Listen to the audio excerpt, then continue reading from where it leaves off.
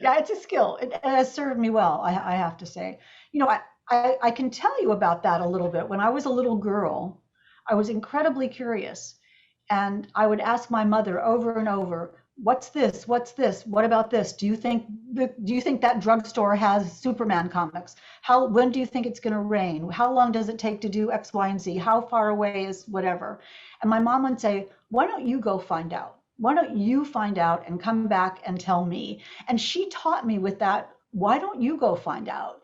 That I was capable of doing that I was capable of asking questions, and that questions had answers that we could find.